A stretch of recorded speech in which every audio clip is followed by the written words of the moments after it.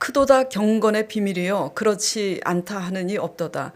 그는 육신으로 나타난 바 되시고 영으로 의롭다 하심을 받으시고 천사들에게 보이시고 만국에서 전파되시고 세상에서 믿음 바 되시고 영광 가운데 올려지셨느니라.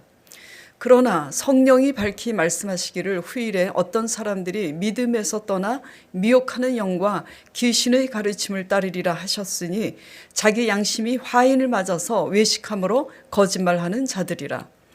혼인을 금하고 어떤 음식물은 먹지 말라고 할 터이나 음식물은 하나님이 지으신 바니 믿는 자들과 진리를 아는 자들이 감사함으로 받을 것이니라. 하나님께서 지으신 모든 것이 선함에 감사함으로 받으면 버릴 것이 없나니 하나님의 말씀과 기도로 거룩하여 짐이라. 너가 이것으로 형제를 깨우치며 그리스도 예수의 좋은 일꾼이 되어 믿음의 말씀과 내가 따르는 좋은 교훈으로 양육을 받으리라. 망령되고 허탄한 신화를 버리고 경건에 이르도록 내 자신을 연단하라.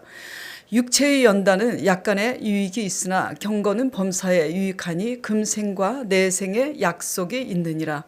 미쁘다 이 말이요 모든 사람들이 받을만 하도다. 이를 위하여 우리가 수고하고 힘쓰는 것은 우리 소망을 살아계신 하나님께 두미니 곧 모든 사람 특히 믿는 자들의 구주시라. 너는 이것들을 명하고 가르치라.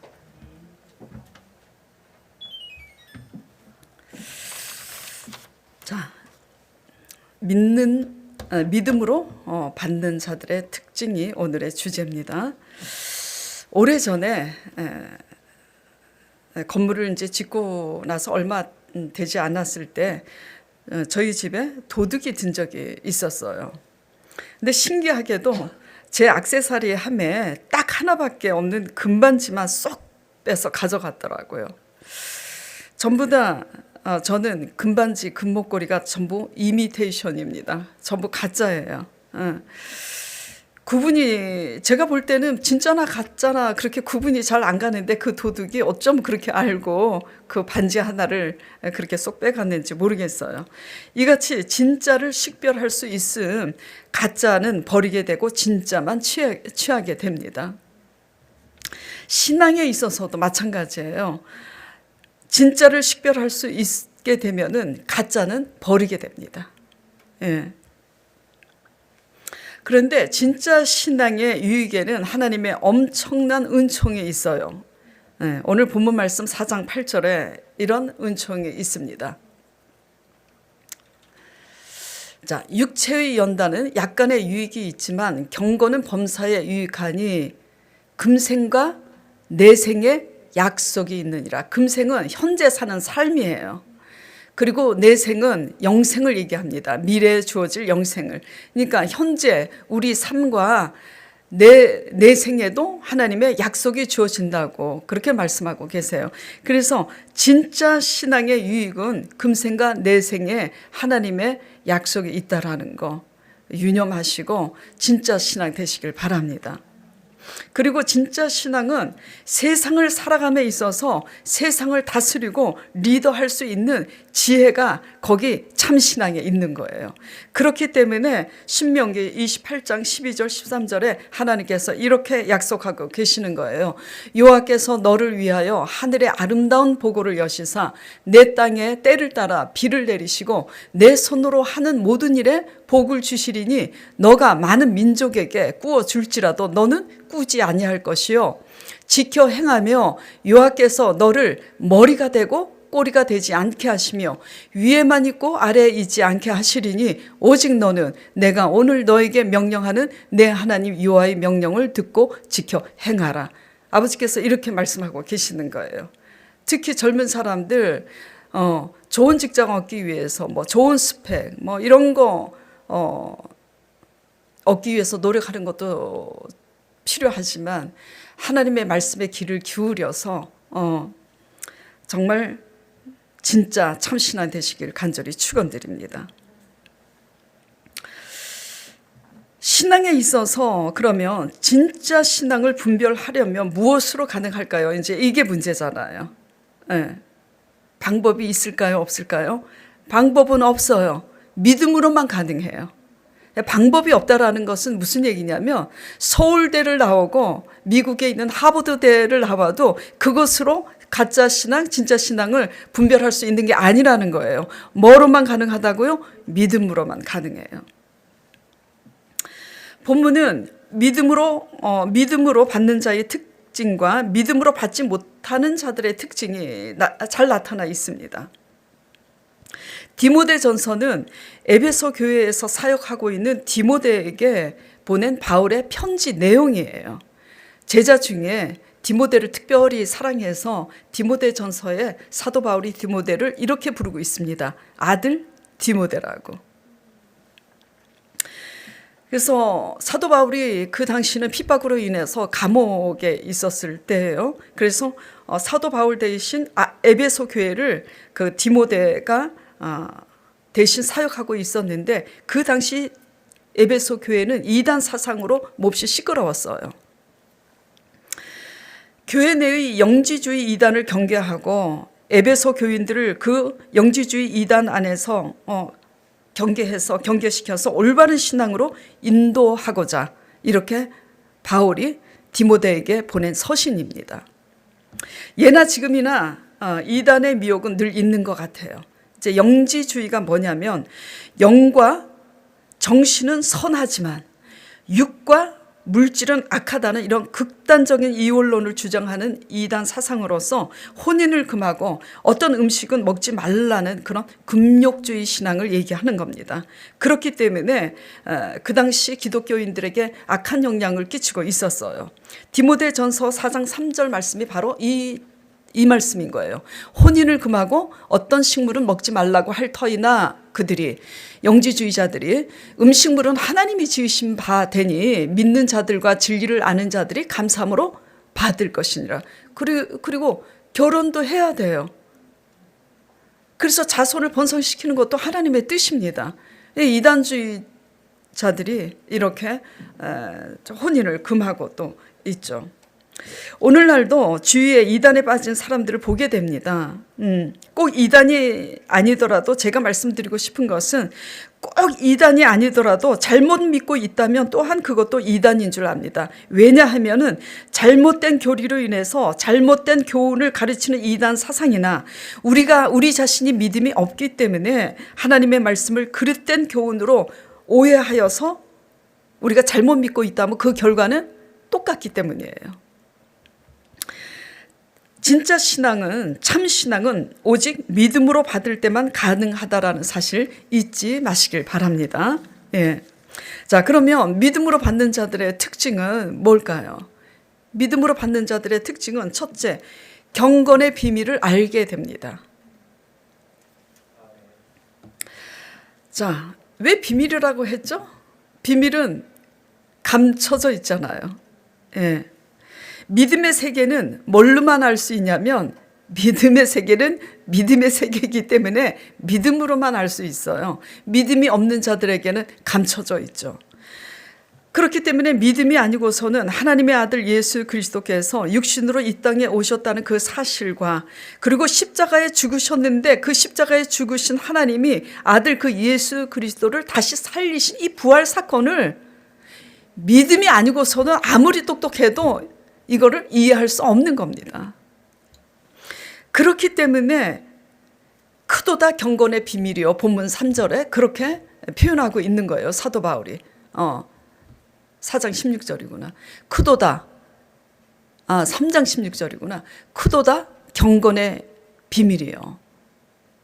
그는 육신으로 나타난 바 되시고 영으로 의롭다 하심을 받으시고 천사들에게 보이시고 만국에 전파되셔서 세상에서 믿음 바 되시고 영광 가운데 올려지셨느니라. 부활 승천하신 그 사실을 지금 기록하고 있는데 이 사실을 어떻게 우리가 받아들일 수 있냐고요. 믿음이 없으면 받아들일 수가 없는 얘기입니다. 이 얘기가, 이 실제 얘기가. 그래서 경건의 비밀이요. 크도다 경건의 비밀이요. 사도 바울 선생님이 이렇게 얘기하고 있고요. 그렇기 때문에 경건의 비밀은 곧 예수 그리스도를 말씀하고 계시는 거예요. 경건의 비밀은 누구라고요? 예수 그리스도십니다. 자, 이해가 가지 않는 이 사실을 이 사건을 우리가 믿음으로 받아들일 때 하나님의 영, 성령께서 예수 그리스도의 십자가의 죽으심과 부활을 이해할 수 있도록 인도하시는 거예요. 믿음으로 받아들일 때. 그렇다고 맹목적으로 받아들이라는 것은 아닙니다. 우리 한계로는 십자가의 그 죽으심과 부활이 어려워서 이해가 안 돼도 하나님의 말씀을 믿음으로 받아들일 수는 있습니다. 이게 무슨 말이냐 하면 바로 이런 거예요. 십자가의 죽으심과 부활은 어려워서 우리가 이해가 되지 않아도 무엇을 우리가 믿음으로 받아들일 수 있냐면 하나님의 말씀을 믿음으로 받아들일 수 있어요. 말씀을 통해서 내가 죄인이구나 하는 것은 깨닫고 받아들이고 우리 스스로 죄를 고백할 수 있잖아요.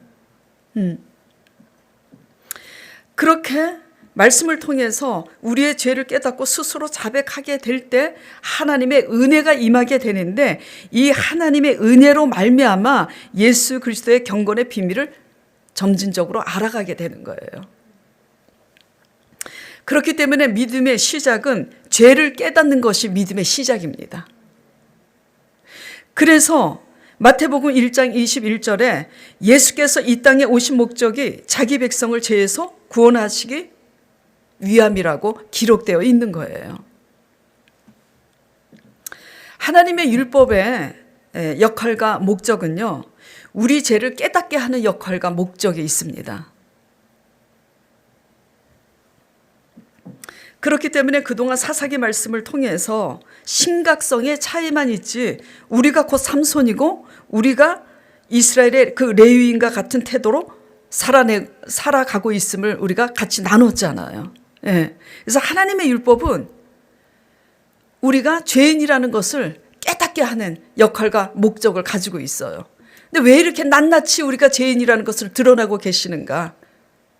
그래야만 우리 죄를 대속하신 예수 그리스도의 십자가 대속의 은혜로 하나님께 나아갈 수 있기 때문인 거예요. 그래서 하나님의 십자가의 은혜 앞에 나가게 하기 위해서 율법의 역할과 목적이 필요한 겁니다.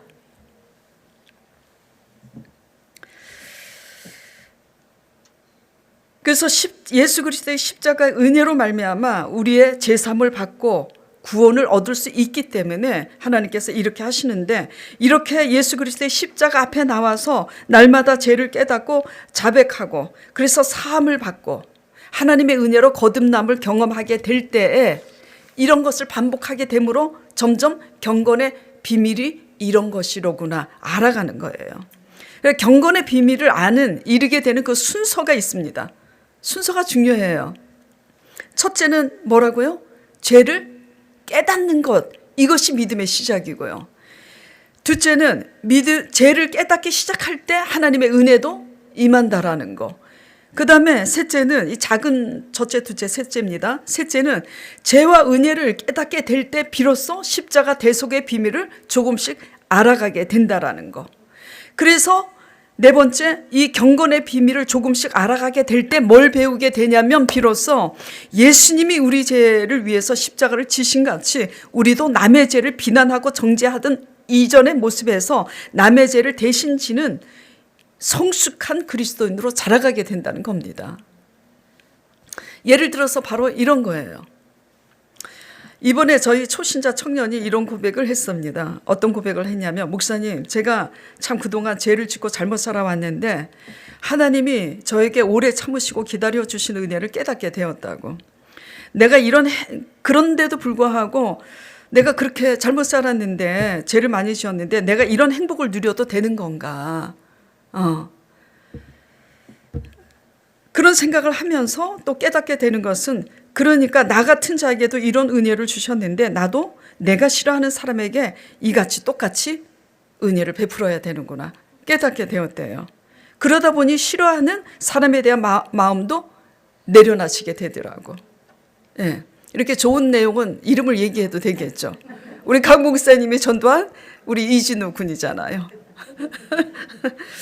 이것이 바로 경건의 비밀을 아는 신앙인 줄 믿습니다.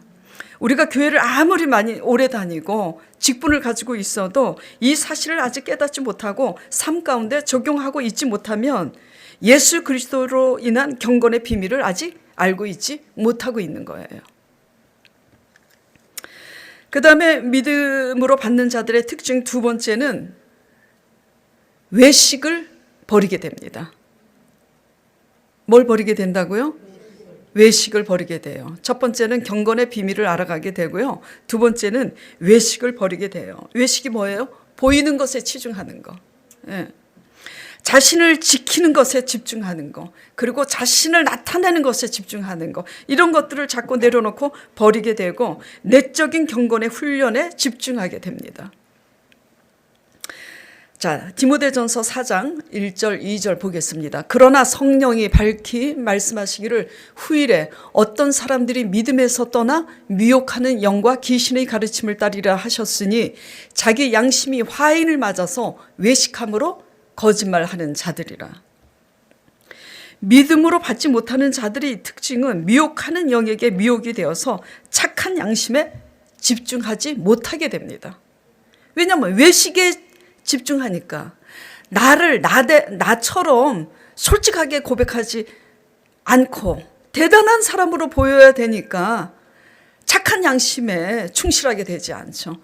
제가 새벽 예배 드릴 때 우리 강 목사님 그 고백에 굉장히 은혜를 받았었는데 강 목사님이 이런 표현을 하더라고요. 하나님 말씀 따라가는 덕분에 내가 포장이, 하나님 말씀 따라가는 것 때문에 내가 좋은 사람으로 포장이 돼서 보인다고. 제가 우리 강 목사님 사모한테도 제가 몇 주 전에 그런 고백을 했었어요. 설교 준비를 하면서 나도 은혜를 받지만 설교 준비를 다 끝나고 나서 나는 단에 서고 싶지 않다고 그랬어요. 왜? 너무 괴로워서. 하나님 말씀을 잘 전하면 내 모습이 포장되잖아. 포장하려고 하는 게 아니라 성도들이 포장을 해서 본다고요. 이야, 우리 목사님이 이런 사람이구나. 낱낱이 뭐 그렇지 않다고 또 얘기할 수도 없고 시간상. 예. 또 복음의 건의를 위해서 너무 리얼하게 내 민낯을 또 드러낼 필요도 없고, 왜냐하면 무식하고 믿음이 약한 사람들은 내가 너무 민낯을 드러내면 또 은혜는 기억하지 못하고 그냥 그것만 또 기억하고 하나님 은혜 속으로 들어가지 못할까 봐. 네. 외식은 굉장히 위험합니다. 네. 착한 양심에, 정직함으로 착한 양심에 집중하지 못하게 해요.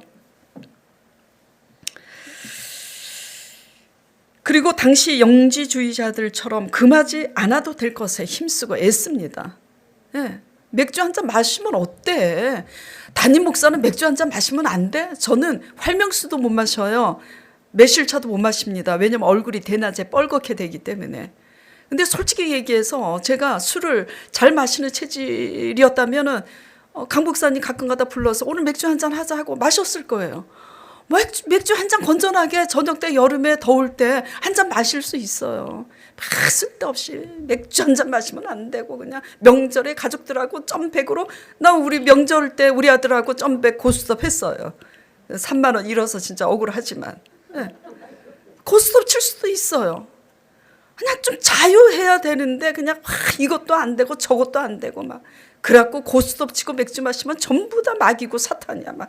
그래갖고 특히 우리 순복음 교인들 다 그런 건 아니지만 어쩌다가 그런 사람들이 있어요. 원심하게 도박 귀신 물러가라, 술 귀신 물러가라. 정말 이러면 곤란해요. 막 너무 그 율법적으로. 자, 그래서 시간이 될지 모르겠지만 이제 우리 아들한테 명절 끝나고 시간 봐갖고 내가 다시 원종 도박을 가도록 하겠다, 복수하기 위해서 이제 그랬는데, 예. 믿음으로 받지 못하면 어떻게 된다고요? 외적인 것에 지키려고 금하지 않아도 될 것에 쓸데없이 목숨을 건다는 얘기예요. 그럴 필요 없습니다. 예. 믿음이 없으면 보여지는 것에 집중하게 돼 있어요. 믿음이 없으니까. 예를 들면 이런 거잖아요. 개척 초창기 때 제가 전도할 때 어떻게 했는지 얘기를 했잖아요.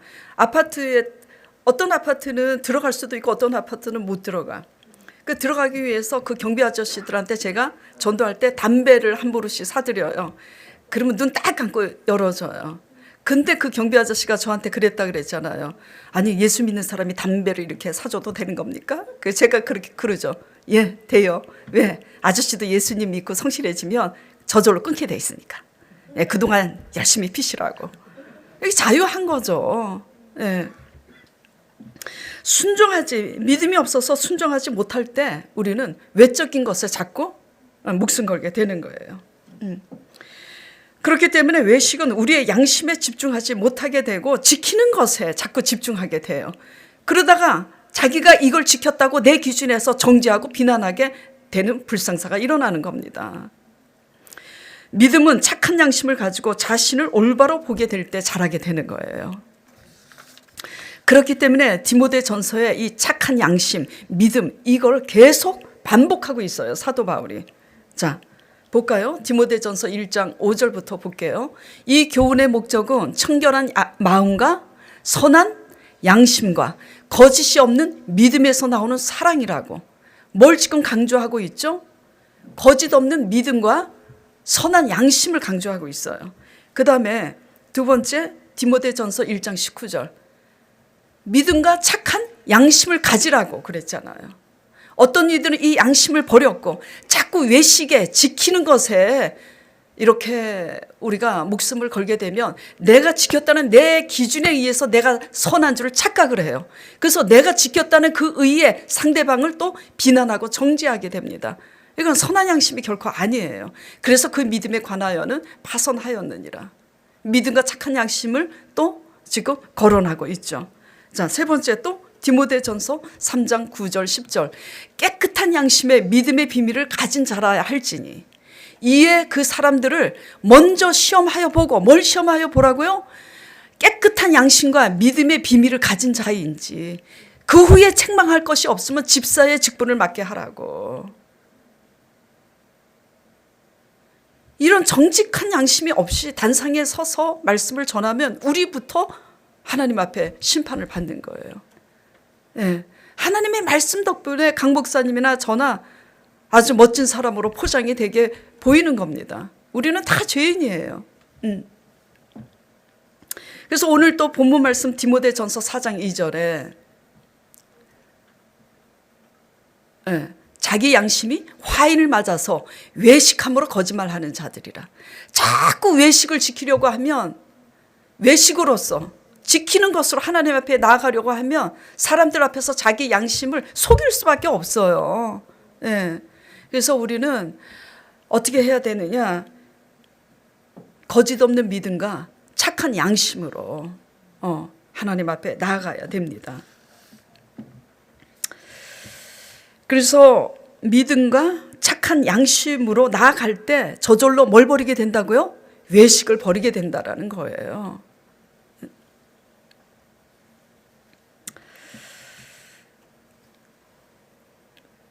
그렇기 때문에 양심을 속이는 외식을 버리고 착한 양심으로 내적인 경건에 이르도록 우리 자신을 연단하는, 스스로 우리 자신을 연단하는 경건의 훈련이 필요한 거예요.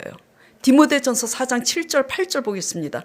망령되고 허탄한 신화를 버리고 경건에 이르도록 너 자신을 연단하라고요. 육체의 연단은 약간의 유익이 있지만 경건은 범사에 유익하니 금생과 내생의 약속이 있느니라. 이 경건의 비밀에 의한 예수 그리스도의 삶을 통해서 예수 그리스도를 닮기 위한 이 경건의 훈련은, 이 연단은 금생과 내생에 하나님의 약속이 주어진다고 지금 말씀하고 있는 거예요. 경건의 연단이 뭘까? 스스로 연단하라. 이것은요, 연단은 쉬워요, 어려워요? 어렵습니다. 하다못해 저는 이렇게 원래 좀 타고난 체질이 이렇게 좀 날씬하지만 요새는 막 전부 외모지상주의라 막 다이어트 열풍으로 막 늙은 사람이고 젊은 사람이고 막 다이어트를 하는데, 다이어트 하는 그런 체중 줄이는 훈련도 얼마나 힘들어요. 경건의 훈련도 힘듭니다. 근데 어떤 연단을 제일 먼저 해야 되냐면 하나님의 말씀을 들을 때 가감 없이 듣는 훈련이 필요해요. 더하거나 덜하거나 이 훈련이 되지 않으면 사람 앞에서도 정직할 수가 없습니다. 그래서 가감하지 않는 훈련이 뭐냐? 나한테 유익한 말씀은 아멘 씩씩하게 해. 근데 나한테 유익하지 않는 쓴 말씀은 아멘을 안 해. 요렇게 듣지 말라는 말씀입니다. 아멘이요? 예. 쓴 소리에 더욱더 우리가 아멘 할 때 우리 신앙이 자란 줄 믿습니다. 그래서 경건의 연단을 우리가 하기 위해서는 하나님의 말씀에 단거나 쓴거나 가감 없이 우리가 솔직하게 정직하게 바로 받아들일 때 우리의 믿음이 자란다는 거죠. 그렇게 될 때 경건의 비밀 대신 예수 그리스도의 십자가의 도를 따라 자기 십자가를 지기 위해서 우리가 성숙하게 되는 거예요. 자, 세 번째, 믿음으로 받는 자의 특징은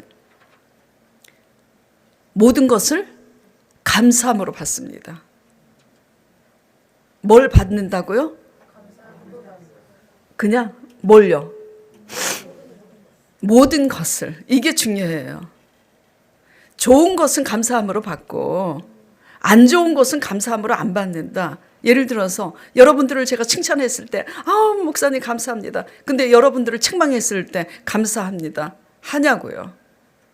갖가지 변명을 다 늘어놓게 되지. 이런 거예요. 이게 가감없이 듣는 훈련인 거예요. 경건의 훈련. 모든 것을 감사함으로 받습니다. 3절, 4절 보겠습니다. 본문 말씀 3절, 4절. 혼인을 금하고 어떤 음식은 먹지 말라 할 터이나 음식물은 하나님이 지으신 바니 믿는 자들과 진리를 아는 자들이 감사함으로 받을 것이니라. 그러면서 하나님께서 지으신 모든 것이 선함에 감사함으로 받으면 버릴 것이 없나니. 꼭 영지주의자들이 말하는 이런 혼인을 금하고 음식물뿐만 아니라 모든 것을 감사함으로 받으면 버릴 것이 없다라는 거예요. 그래서 이 모든 것이 중요한 거죠. 이 모든 것이 뭐예요? 칭찬을 들을 때나 책망을 들을 때나 달게 받아야 돼요. 그래서 잠언 말씀에 훈계를 싫어하는 자는 짐승과 같다 그랬어요. 훈계에 더욱더 귀를 기울이고 진짜 친구는 사람을 권면하고 훈계합니다. 함부로 지적하면 안 되겠지만 훈계하는 자의 자세가 자기를 돌아보면서 겸손함으로 해야 되지만 그렇게 중요해요. 모든 것을 감사로 받는 게. 그리고 또 무엇을 감사로 받아요? 믿음으로 받는 자들의 특징은 좋은 것은 좋아서 감사하고 좋지 않는 것은 좋지 않은 것으로 인해서 우리 안에 가시를 제하시고 합력해서 선을 이루게 하시는 완전하신 좋으신 하나님을 믿기 때문에 힘은 들어도 또한 감사하게 되는 거예요.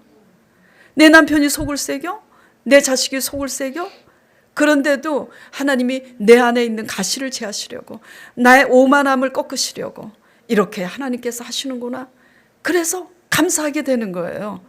어떻게 내 마음에 내 입맛에 맞는 것만 감사합니까? 그거는 세상 사람들도 하는 거잖아요. 그러나 믿음으로 받지 못하는 자들의 특징은 자신에게 좋은 것만 받습니다. 좋지 않는 것이 임했을 때는 말이 많아요. 네. 그리고 하나님의 말씀도, 그리고 상황이 좋지 않으면 원망과 불평이 터져 나오죠.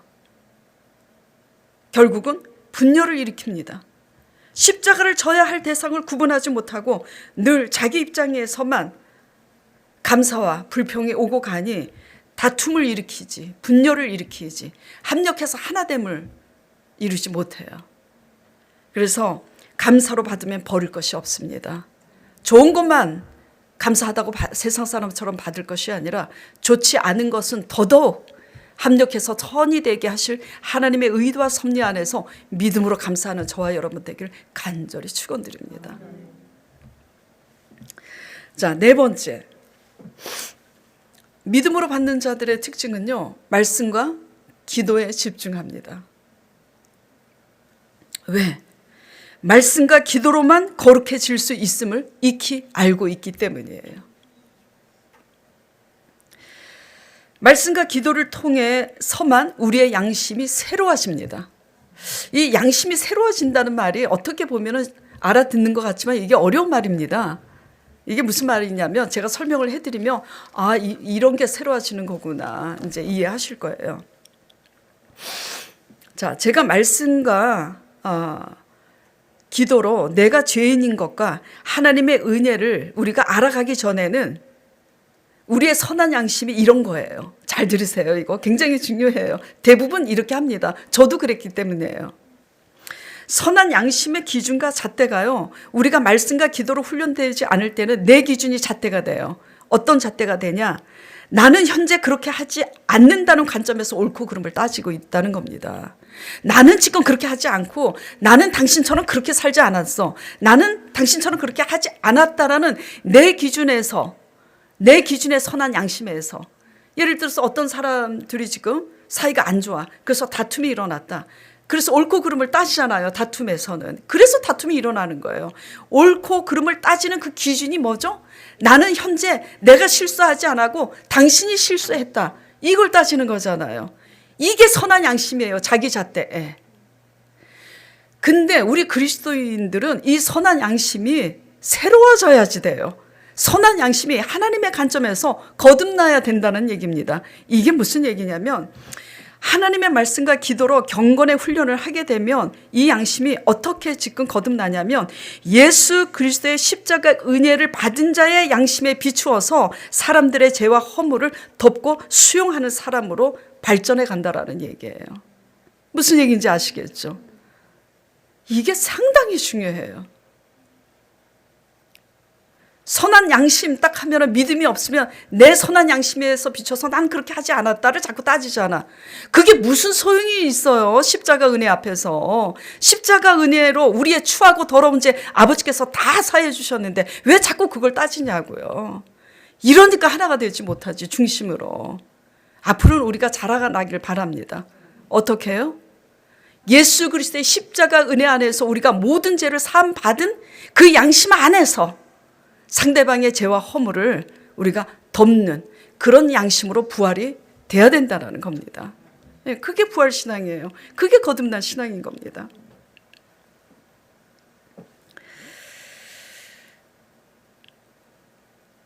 하나님 말씀에 집중하는 자만이 근데 그런 양심으로 새로워져요. 하루아침에 되지 않습니다. 이 훈련은. 그래서 연단이 돼야 되는 거예요. 연단이. 예. 제가 가끔가다 이런 얘기를 참 잘 들어요. 특히 우리 순복음 교인들. 제가 순복음 교회에서 자라는데도 자꾸 순복음 교인들 얘기를 해서 죄송합니다만은 저는 사실 그래서 순복음 교회를 제가 조영기 목사님을 굉장히 존경합니다. 그런데도 그 조영기 목사님은 그렇게 가르치시지 않았지만 밑에 사람들이 하도 그래서 제가 사실 순복음 교회를 떠나려고 했어요.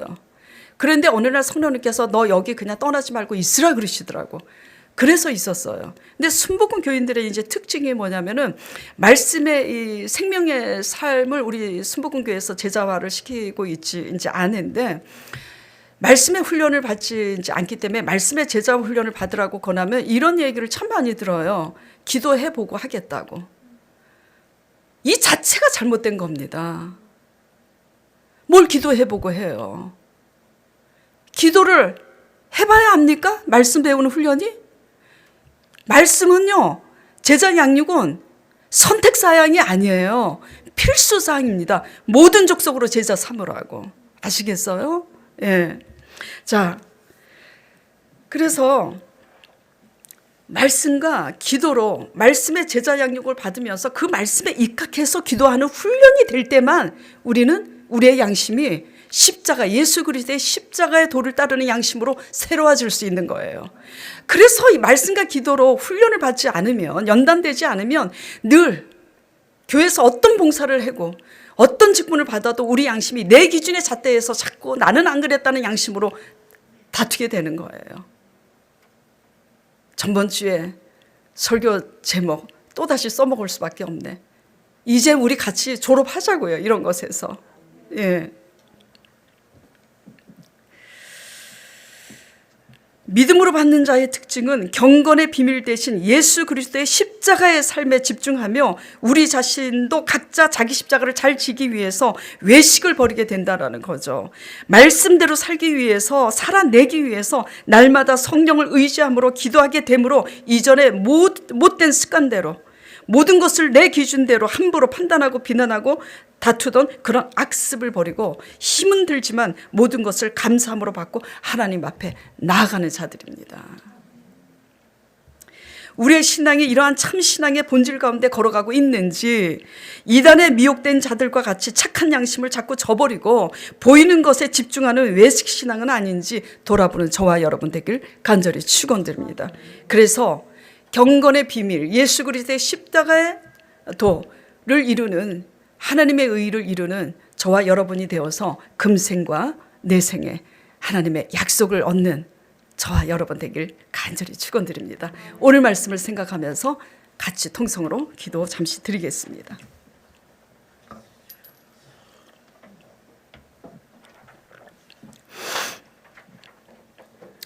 하나님 아버지, 어둠의 세력에 미혹되지 않는 것은 오직 믿음과 우리의 착한 양심인 줄 압니다.